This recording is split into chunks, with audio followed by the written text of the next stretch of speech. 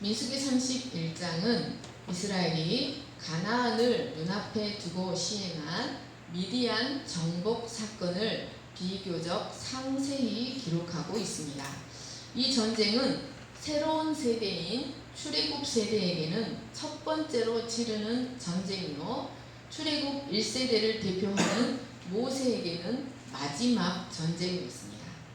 이 전쟁은 그 이전의 남과 북 두 아모리 왕국 정복 사건과는 그 의미가 매우 다릅니다. 이것은 전에 미디안이 모압과 결탁하여 자신들의 여인들을 통해 이스라엘을 유혹함으로 24,000명이나 연병에 죽게 한 것에 대한 보복의 의미가 있는 전쟁이었습니다. 뿐만 아니라 하나님은 이로써 이후에 발생할 수 있는 심각한 영적 타락의 가능성을 이스라엘로부터 완전히 차단하고자 하셨습니다.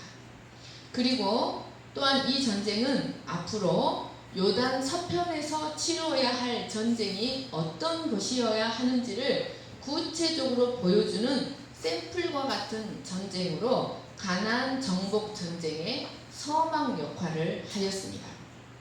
이들이 앞으로 치러 나가야 할 전쟁은 단순히 영토 확장을 위한 전쟁이 아닙니다. 그들이 치루어야 할 전쟁은 그 땅의 우상의 세력을 몰아내고 그곳에 하나님의 나라를 건설하기 위한 거룩한 성전이었습니다. 이 전쟁에서 이스라엘은 하나님의 공의의 심판을 대행하는 대행자들로서 사사로운 감정과 욕심을 버리고 우상의 세력을 단호히 진멸해야 했습니다. 여러분, 이 미디안 전쟁은, 정복 전쟁은 구속사적으로 하나님 나라 건설을 위해 부름받은 성도가 그 앞에 놓인 영적 전쟁을 어떤 자세로 감당해야 하며 그에 해당되는 축복이 무엇인지를 구체적으로 보여주는 아주 중요한 예표 역할을 하고 있습니다. 그리고 더 나아가 이 전쟁은 요단을 건너 가나안을 정복하러 가야 하는 이스라엘에게 반드시 필요한 전쟁이었습니다. 왜냐하면 그들이 미디안을 정복하여 요단 동편의 모든 세력을 제압하여 후방을 든든히 해야만 가나안을 정복하는 데 온전히 전념할 수 있었기 때문이었습니다. 이처럼 하나님은 이스라엘을 아주 철저히 계획적으로 이끌어 가셨습니다. 이 미디안 정복을 통해 요단 동편의 땅은 이제 모세를 통해 대부분 정복이 되었고, 요단을 건너 요단 서편의 가나안 땅은 이제 그의 후계자 여호수아의 몫이 됩니다. 이 말씀을 통해 여러분, 우리 앞에 당한 영적 전쟁을 어떻게 감당해야 하는지를 잘 배우시는 저와 여러분 될 수 있기를 간절히 축원합니다. 1, 2절 말씀을 보십시오.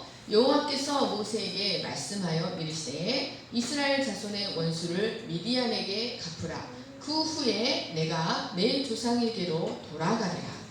하나님은 25장에서 바알부월 사건으로 큰 상처를 입은 이스라엘을 제2차 인구조사와 가나안에 들어가서 지켜야 할 규례들을 주심으로써 전열을 가다듬게 하셨습니다.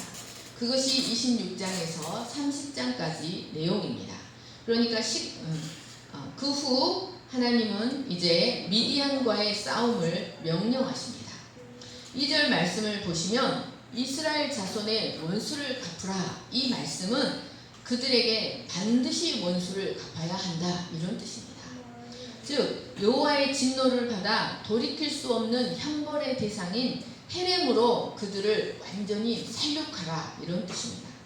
이것은 그 전에 민수기 25장에서 하신 말씀을 이제 실행하라는 의미였습니다.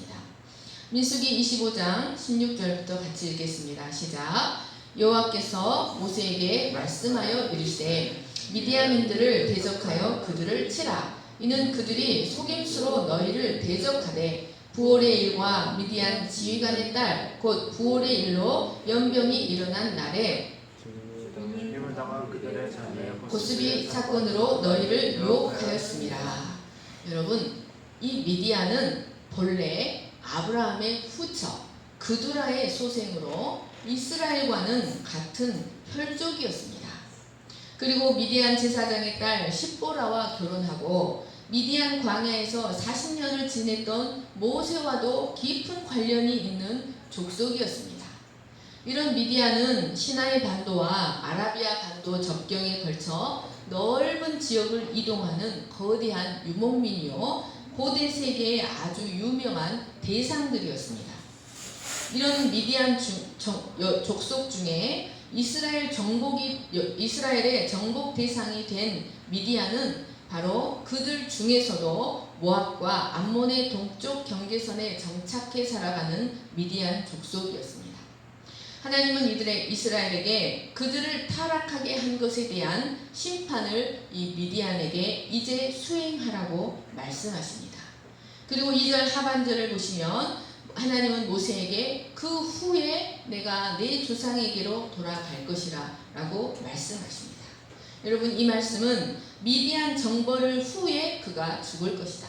이를 위해 그의 생명이 지금까지 연장되어 왔다는 뜻입니다.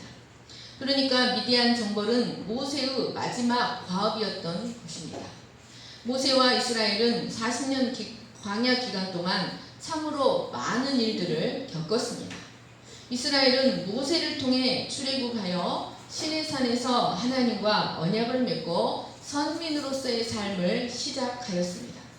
그리고 그의 지도를 통해 만나와 메추라기를 먹고 그의 지도를 통해 구름기둥 불기둥의 인도를 받으며 광야를 지나왔습니다. 그런데 이런 광야 생활이 마무리되어 갈 무렵 미디안의 유혹은 그 귀한 언약 공동체를 완전히 붕괴될 위기에 처하게 하였습니다. 하나님은 이런 미디안을 모세의 지도를 통해 징계하심으로써 이스라엘의 광야 생활과 모세의 40년 사명을 종결짓고자 하셨습니다.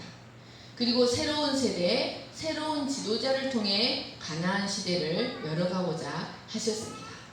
여러분, 이것에 대해서 여러분은 어떻게 생각하십니까? 여러분, 이 말씀은 우리에게, 우리 각자에게, 우리 각 사람의 인생에 대한 하나님의 계획이 있다. 그리고 그 생명의 주권이 하나님께 있다는 사실을 알게 합니다. 여러분, 우리는 이 사실을 굳게 믿고 우리의 생명이 붙어있는 동안 우리에게 맡기신 사명이 무엇일까를 깊이 생각해 보아야 합니다. 그리고 나를 통해 이루기를 원하시는 계획이 과연 무엇일까를 깊이 생각하고 나에게 맡기신 달란트대로 최선의 노력을 다하다가 우리의 시대적 사명이 다 끝나 우리의 인생을 마치실 때, 우리의 숨을 거두실 때 하나님 앞에서 아름다운 모습으로 돌아갈 수 있어야 합니다. 그럴 때 우리는 잘하였도다, 착하고 충성된 종아라고 칭찬을 받을 수 있을 것입니다. 3절에서 5절 말씀을 같이 읽겠습니다. 시작. 모세가 백성에게 말하여 이르되 너와 함께 있는 사람들 가운데서 전쟁에 나갈 사람들을 무장시키고 미디안을 치러 보내어 여호와의 원수를 갚되 이스라엘 모든 지파에게 각 지파에서 1000명씩을 전쟁에 보낼지니라 하매 각 지파에서 1000명씩 이스라엘 100만 명 중에서 12,000명을 택하여 무장을 시킨지라. 여러분, 2절에서 하나님은 이스라엘 자손의 원수를 갚으라 라고 분명히 말씀하셨습니다. 그런데 3절에 와서 하나님은 여호와의 원수를 갚으라 라고 말씀하고 계십니다.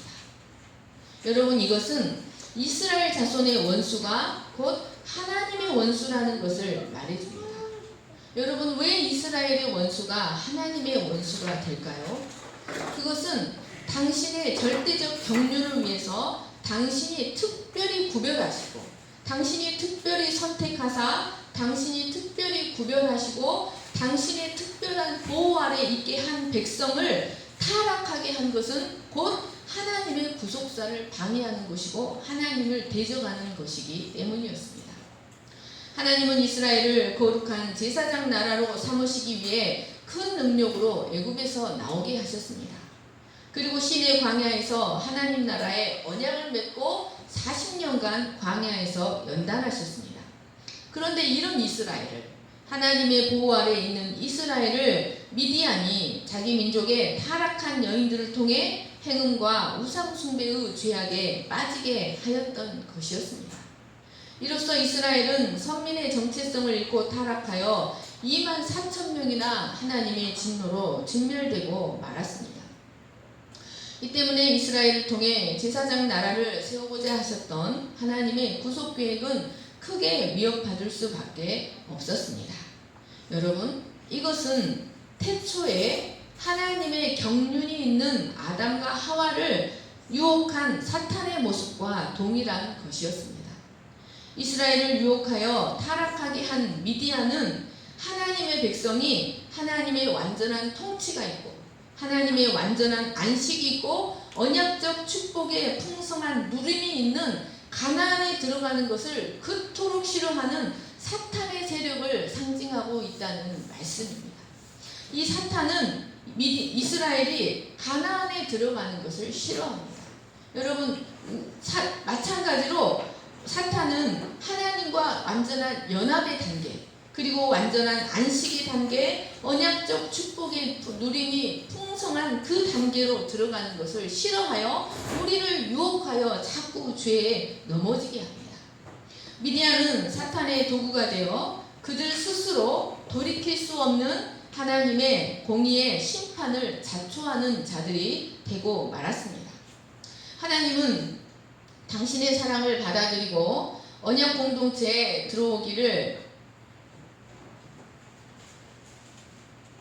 원하는 이방인들에게는 언제든지 그 문을 활짝 열어주시고 받아주십니다.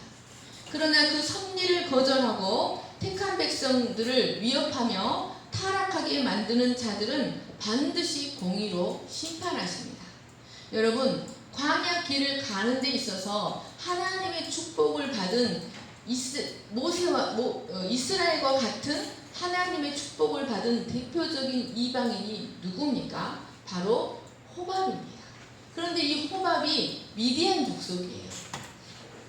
이처럼 하나님은 하나님의 사랑을 받아들이고 하나님의 언약 공동체에 들어오기를 원하는 이방인들은 언제든지 그 문을 열어주시고 받아주시지만 그 섭리를 거절하고 하나님의 택한 백성들을 위협하며 타락하게 하는 자들은 반드시 무섭게 심판하십니다. 그러므로 여러분, 우리는 악의 세력이 형통하는 지금 당장의 모습이 아니라 형벌 받을 자는 반드시 형벌을 받게 하시고 복수의 진정한 주체자가 되실 하나님을 믿고 그들에게 닥칠 영원한 실상을 꿰뚫어 볼 수 있는 거시적인 안목을 갖는 자들이 되어야 합니다. 그리고 하나님을 경외하는 자의 원수가 곧 하나님의 원수라는 사실을 기억하고 담대하게 세상을 이기는 믿음의 소유자가 되어야 합니다.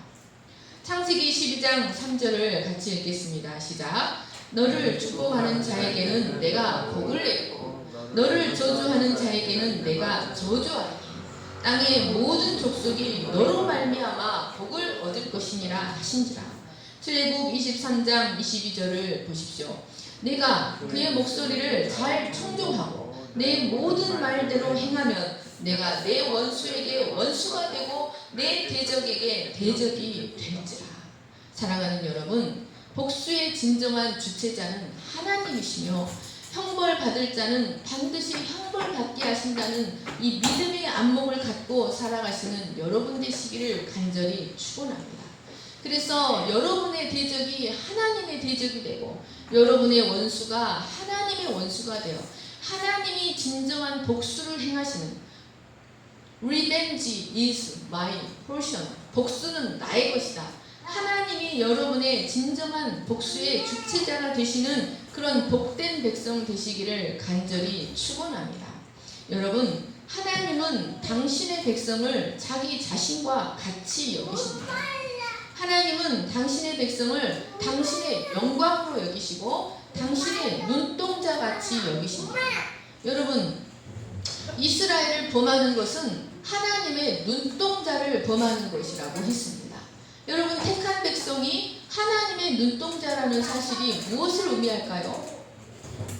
하나님의 눈동자라는 것은요, 이스라엘 백성이 어디를 가든지 하나님의 눈이 항상 따라간다는 겁니다. 여러분, 우리 로이가 앱에 들어올 때 항상 어떻게 들어오냐면 이렇게 들어와요. 이렇게 들어와가지고 오늘은 우리 채연이가 반주를 열심히 하고 있는데 손가락으로 자기 왔다고 계속 가는 거예요. 근데 제가 눈동자가 거기를 자꾸 가는 거예요. 여러분, 사랑하는 사람이 있으면 그 사랑하는 사람을 따라서 우리의 눈동자가 따라가요. 여러분, 하나님은 당신의 백성, 당신의 택한 백성을 자신의 눈동자로 여기시고 당신의 영광으로 여기십니다. 그래서 그를 통해 이루기 원하시는 하나님의 구속사가 있는데, 그 백성을 위협하고 그를 타락하게 하면 하나님은 진노하셔서 그를 해령으로 삼으시고 진멸하십니다. 여러분, 우리는 이런 악한 자를 따라 타락하여 함께 해령이 될 것이 아니라 어떤 경우에도 믿음의 중심을 굳게 지킴으로 여호와의 영광으로 살아가시는 여러분 되시기를 간절히 축원합니다.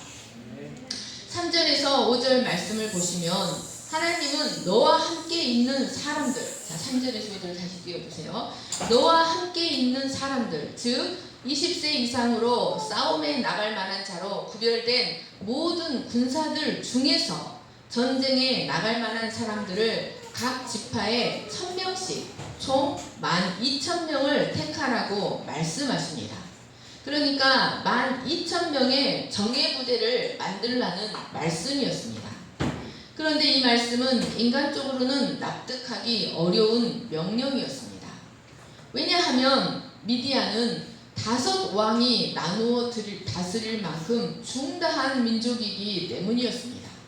게다가 이스라엘은 공격하는 입장으로 군사 전략적으로 보면 공격하는 쪽은 방어하는 쪽보다 최소한 3배 이상의 병력이 있어야 한다고 합니다. 그런데도 하나님은 왜 12,000명의 군사만 택하라고 하셨을까요? 그것은 이 싸움이 병력이나 우수한 전투력에 그 승리가 있는 것이 아니라 오직 하나님의 도우심에 있다는 것을 가르쳐 주시기 위함이었습니다. 또한 이것은 앞으로 그들이 치루어야 할 가나안 정복 전쟁을 어떻게 감당해야 하는가를 가르쳐 주시기 위함이었습니다. 가나안 정복 전쟁의 주체자는 그들이 아니라 하나님이었습니다. 그래서 우리가 지난주 2부 예배 때 여호수아를 쭉 읽을 때 우박에 죽은 자가, 칼에 죽은 자가 더 많았다. 기억나시죠? 우박에 죽은 자가 칼에 죽은 자보다 더 많았습니다. 하나님은 이를 통해 그들이 앞으로 가나안 전쟁을 어떻게 치루어야 하는지를 가르쳐주고자 하셨습니다. 5절 말씀을 보시면 하나님은 택하여 세운 12,000명을 무장을 시키라고 말씀하십니다. 그런데 여기 택하여라는 단어 마사르에는 참으로 놀라운 하나님의 언어 유희가 담겨 있습니다. 이 마사르, 넘겨지다라는 단어, 12,000명을 전쟁을 위하여 무장하는데 넘기라는 뜻입니다. 이들은 이제 평범한 자들이 아니라 이스라엘 전체 60만 군사 중에서 선별된 정병으로 이스라엘을 대표하여 여호와의 원수를 갚는 전쟁을 감당하기 위해 넘겨진 용사들이었습니다. 그런데 여러분, 16절 말씀을 보겠습니다. 같이 읽겠습니다. 시작. 보라, 이들이 발람의 꾀를 따라 이스라엘 자손을 부올의 사건에서 여호와 앞에 범죄하게 하여 여호와의 회중 가운데 연병이 일어나게 하였느니라. 여러분, 이 마사르라는 단어는 이 16절에 한 번 더 사용되는데, 이 16절에 사용되는 마사르라는 단어는 범죄라는 단어, 말이라는 단어와 함께 사용되어 범죄에 넘겨졌다. 12,000명의 군사는 여호와를 위한 전쟁에 넘겨졌지만 많은 사람들이 바알의 꾀를 따라 여호와 앞에 범죄하는데, 우상 숭배하는데 넘겨졌다는 단어로 쓰이고 있습니다. 여러분, 이것은 하나님이 자기 택한 자기 백성들이 어떤 자들이 되어야 하는지에 대한 하나님 자신의 절박한 마음을 나타내는 언어 유희입니다. 그러니까 어떤 자는 하나님의 영광을 위한 거룩한 전쟁에 용사로 넘겨집니다. 그래서 백성의 영광이 되고 여호와의 영광이 되고 하나님 나라의 유익이 됩니다. 그런데 어떤 자는 음행과 우상 숭배의 죄에 넘겨져 하나님의 처참한 진노가 회중 가운데 일어나게 하는 원인이 됩니다. 사랑하는 여러분, 우리는 내가 어느 자리에 넘겨지는가를 늘 살펴볼 수 있어야 합니다. 그래서 사탄의 유혹을 받아 하나님의 진노를 내가 속한 공동체에 불러들이는 자가 되게 할 것인가? 하나님의 영광을 위해 거룩한 성전을 감당하며 공동체에 승리의 기쁨을 가져다 줄 수 있는 하나님의 군사의 자리에 넘겨져야 할 것인가를 깊이 살펴보아야 합니다. 여러분, 우리는 그리스도 예수의 좋은 군사로 고난을 받는 믿음의 자리에 넘겨져야 한다는 것을 기억하시기를 간절히 축원합니다. 거기에는 비록 희생이 따르고 도전이 따르고 위험이 있지만 거기에는 큰 영광이 있고 반드시 큰 상급이 있다는 것을 기억하시기를 간절히 축원합니다. 대부분의 사람들은 자신을 위해 그리고 땅의 것을 위해 싸우다가 결국은 그 힘쓰고 애쓴 것마저 다 내려놓고 가야 합니다. 그리고 자기가 속한 공동체에 좋은 축복을 불러들이지 못합니다. 그러나 그리스도 예수의 좋은 군사, 그리스도 예수의 군사란 예수를 위한 군사, 예수의 싸움을 싸우는 군사, 그리스도 예수의 군사는 영원 나라를 위해서 싸우다가 자기가 속한 공동체에 영광을 가져옵니다. 사랑하는 여러분, 하나님의 영광을 위한 싸움에 넘겨지는 여러분 되시기를 간절히 축원합니다. 두 번째로 하나님은 각 지파에서 뽑힌 12,000명의 군사를 무장시키라고 말씀하셨습니다. 이는 전투에 임하는 데 있어서 조금의 소홀함도 없이 완비시키라, 무장하라, 완비시키라는 말씀입니다. 그런데 이 무장을 시키다라는 단어 할루체에도 놀라운 의미가 담겨 있습니다. 무장을 시키다라는 단어 할루체의 기본형인 할라트는 제거하다, 벗기다라는 뜻이 들어 있습니다. 여러분, 이것은 아주 중요한 의미가 있습니다. 군사가 전투에 나가기 위해서 무장을 하려면 먼저 불필요하고 거추장스러운 옷들, 심지어 평범한 옷들까지 다 벗어버려야 합니다. 그래야만 전투에 필요한 갑옷과 무기를 갖출 수가 있습니다. 이는 어둠의 영적 세력과 전쟁을 수행하는 오늘날 그리스도의 군사들에게도 참으로 중요한 사실을 가르쳐줍니다. 군인이 전투를 하기 위해서는 반드시 무장을 해야 합니다. 무장을 하지 않으면 결코 적과 싸울 수 없고 이길 수 없습니다. 전투는 자신감만 갖고 하는 것이 아닙니다. 이는 영적 전투도 마찬가지입니다. 영적 싸움, 믿음의 선한 싸움도 무장을 잘해야 승리할 수 있습니다. 그런데 이 영적 싸움에서 우리가 갖추어야 할 무장은 바로 하나님의 전신갑주입니다. 에베소서 6장 같이 읽겠습니다. 시작. 마귀의 관계를 능히 대적하기 위하여 하나님의 전신갑주를 입으라. 우리의 씨름은 혈과 육을 상대하는 것이 아니요 통치자들과 권세들과 이 어둠의 세상 주관자들과 하늘에 있는 악의 영들을 상대하리라. 그러므로 하나님의 전신갑주를 취하라. 이는 악한 날에 너희가 능히 대적하고 모든 일을 행한 후에 서기 위함이라. 우리가 육신으로 행하나 육신대로 싸우지 아니하니 우리의 싸우는 무기는 육신에 속한 것이 아니요 오직 어떤 견고한 진도 무너뜨리는 하나님의 능력이라. 여러분, 우리의 모든 싸움은 혈과 육을 상대하는 싸움이 아니라 하늘에 있는 악의 영들을 상대하는 싸움입니다. 이런 싸움에서 마귀의 괴계를 능히 파하고 승리하기 위해서 우리는 반드시 하나님의 전신갑주로 무장을 해야 합니다. 그것은 바로 진리의 허리띠, 의의 호신경, 평안의 복음의 신, 믿음의 방패, 구원의 투구, 성령의 검인 하나님의 말씀입니다. 우리에게 말씀에 기초한 그리스도에 대한 올바른 진리, 그 진리에 기초한 확고한 믿음, 그 믿음이 가져다주는 의와 평안, 구원의 확신, 말씀의 충만함이 있으면 우리는 어떤 종류의 싸움에서도 거뜬히 승리할 수 있습니다. 다윗도 물맷돌 5개로 무장했기 때문에 거대한 골리앗을 너끈히 물리칠 수가 있었습니다. 그런데 여러분, 우리가 이런 하나님의 전신갑주로 무장하려면 먼저 우리가 입고 있는 거추장스러운 옷들을 벗어버려야 합니다. 내려놔야 합니다. 우리가 영적 싸움에서 승리하지 못하는 대부분의 이유는 바로 우리 안에 남아있는 세상에 대한 미련, 집착, 탐욕, 감정, 혈기, 자기 계획, 자존심 등을 내려놓지 못하기 때문입니다.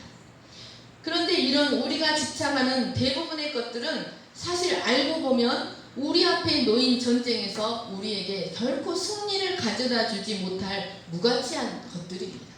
이것들을 벗지 못하면 우리는 하나님의 전신갑주를 입을 수 없고, 이것들을 내려놓지 못하면 우리 앞에 당한 영적 싸움에서 우리는 결코 승리할 수가 없습니다. 이것들을 다 벗고 하나님의 전신갑주를 입어야만, 말씀의 옷을 입어야만 우리 앞에 놓인 영적 전쟁을 승리할 수가 있습니다. 다음으로 4절 말씀을 보시면 하나님은 군사를 모집하되 각 지파에서 1000명씩 균등하게 모집하라고 말씀하셨습니다. 그런데 이것은 매우 불공평한 처사처럼 보입니다. 왜냐하면 각 지파의 군사의 수와 역량이 다 달랐기 때문입니다. 그러나 하나님은, 그러니까 어떤 지파는 2만 명이고 어떤 지파는 8만 명이고 각 지파마다 수가 달랐습니다. 그런데도 하나님은 각 지파에서 모두 균등하게 군사를 모집하라고 말씀하셨습니다. 이것은 가나안 정복 전쟁을 행하는 데 있어서 매우 중요한 승리의 원리였습니다. 그들이 가나안 정복 전쟁을 온전히 승리하기 위해서 반드시 극복해야 할 문제가 있었습니다. 그것은 바로 각 지파의 개인주의, 각 지파의 이기주의였습니다. 어느 지파는 그 전쟁에 적극적으로 참여하고 어느 지파는 뒷짐지고 있으면 그들은 가나안 정복 전쟁을 결코 승리할 수가 없었습니다. 그들은 가나안 정복 전쟁을 승리하기 위해서 반드시 철저한 공동체 의식을 가져야만 했습니다. 그래서 어느 지파나 동등하게 모두 그 전쟁의 주체자로 참여함으로써 하나님 나라의 백성으로서의 의무와 소명을 감당해야만 했습니다. 그래서 하나님은 군사를 많이 가진 지파나 적게 가진 지파나, 역량이 큰 지파나 작은 지파나 모두 동일하게 군사를 내도록 말씀하셨습니다. 6절 말씀을 같이 읽겠습니다. 시작. 모세가 각 지파에 1000명씩 싸움에 보내되 제사장 엘르아살의 아들 비느하스에게 성소의 기구와 신호 나팔을 들려서 그들과 함께 전쟁에 보내니, 모세는 각 지파에서 택함받은 12,000명의 군사와 함께 제사장 엘르아살의 아들 비느하스를 성소의 기구와 신호 나팔을 들려 함께 전쟁에 나가도록 하였습니다. 여러분이 비느하스가 누구입니까? 시므리와 고스비를 처단함으로 이스라엘의 연병이 그치게 하였던 사람입니다. 이 비느하스는 이번에도 이 성물을 든 제사장으로서 미디안을 처단하는 군대의 선두에 서서 함께 출전하게 되었습니다. 여기 성소의 기구가 무엇인지는 정확하게 말하고 있지 않기 때문에 그것이 법궤인지 우림과 둠밈인지 알 수 없습니다. 다만 분명한 것은 그것은 성소에서 사용하는 거룩한 성구였다는 것입니다. 그리고 시도 나팔은 두드려서 편 은으로 만든 2개의 나팔을 말합니다.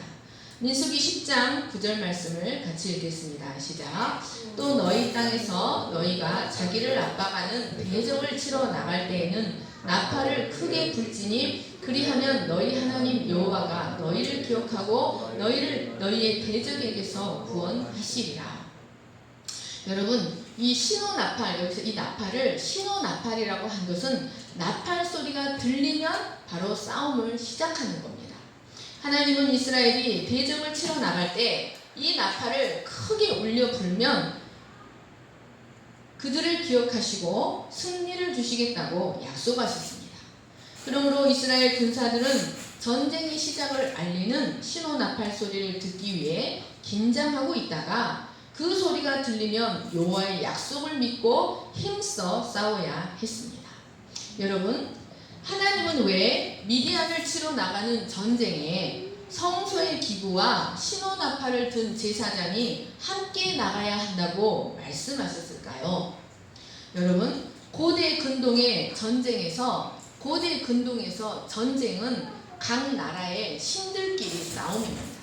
그러니까 이 나라가 이기면 이 나라의 신이 이기는 거고 이 나라가 지면 이 나라의 신이 지는 겁니다. 그러니까 여기서 그랬기 때문에 이스라엘의 원수가 여호와의 원수가 될 수 있었던 것이었습니다.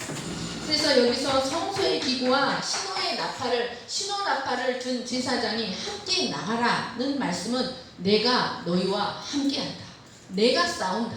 이 싸움은 내 싸움이다 라는 것을 의미했습니다. 사실 이스라엘의 모든 전쟁은 그들의 싸움, 단순히 영토 확장을 위한 전쟁이 아니라 여호와의 영광을 위한 전쟁이었습니다. 그래서 성소의 기구와 신호나팔을 든 제사장이 함께 나가도록 하셨고 그것은 곧 여호와께서 그들을 위해 친히 싸우시겠다는 것을 의미했습니다. 그러므로 여러분, 이스라엘에게 있어서 모든 전쟁의 승패는 하나님이 같이 싸우냐, 하나님이 싸우시냐 안 싸우시냐에 달려 있습니다.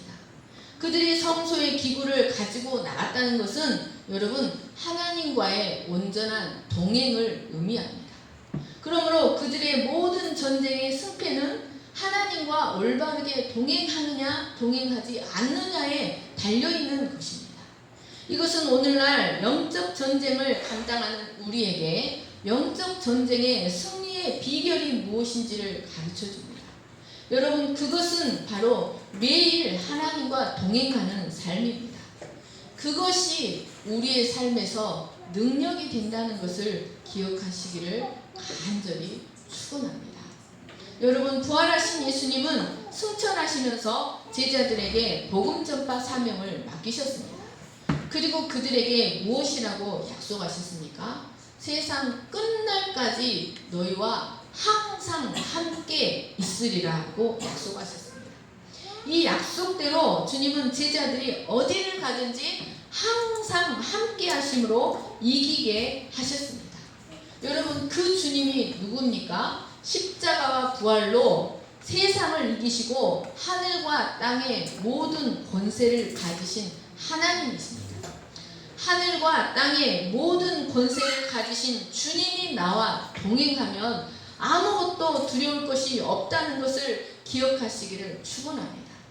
여러분, 하늘과 땅의 권세를 가지신 하나님을 누가 이기겠습니까? 하늘과 땅의 권세를 가지신 하나님이 하고자 하시는 일을 누가 감히 막을 수가 있겠습니까? 여러분, 우리의 모든 영적 전쟁의 승리의 비결은 이 주님과 함께 하느냐 함께 하지 않느냐입니다. 7절 말씀을 같이 읽겠습니다. 시작. 그들이 여호와께서 모세에게 명령하신 대로 미디안을 쳐서 남자를 다 죽였고 그 죽인 자 외에 미디안의 5왕을 죽였으니 미디안의 왕들은 에위와 레겜과 수르와 후르와 레마이며 또 부올의 아들 발람을 칼로 죽였더라.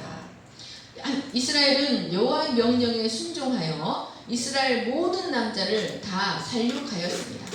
이것은 이스라엘을 유혹하여 우상 숭배에 빠지게 한 죄에 대한 하나님의 심판이었습니다. 하나님은 이로써 미혹하여 범죄한 자보다, 악한 자에게 미혹되어 범죄한 자들보다 범죄하도록 미혹한 자들이 더 큰 벌을 받는다는 공의의 원칙을 보여주셨습니다.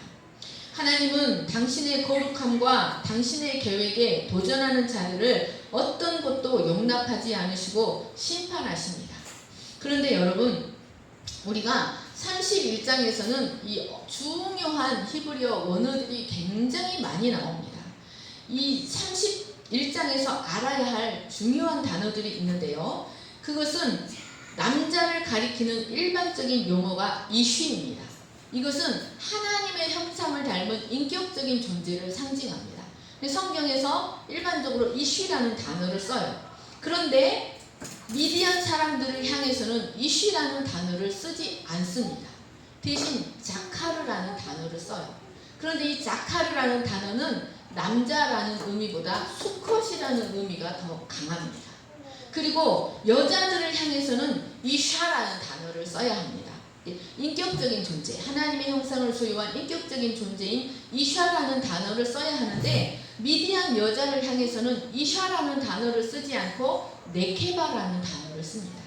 이 단어는 암컷이라는 의미가 있습니다.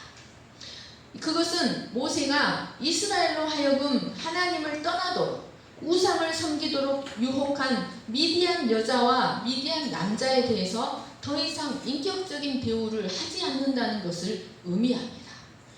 이 말씀은 다음 주에 더 자세히 보겠습니다. 8절 말씀을 보시면 이스라엘은 미디안의 남자들 외에 미디안의 5왕 에위와 레겜과 수르와 후르와 레바 그리고 부올의 아들 발람을 칼로 죽였다고 기록하고 있습니다. 이 5 왕들은 본래 막강한 세력을 지닌 미디안의 왕들이었습니다. 그러나 이 미디안이 아모리 왕 시온에게 정복당한 후 이들은 시온의 봉신이 되었습니다.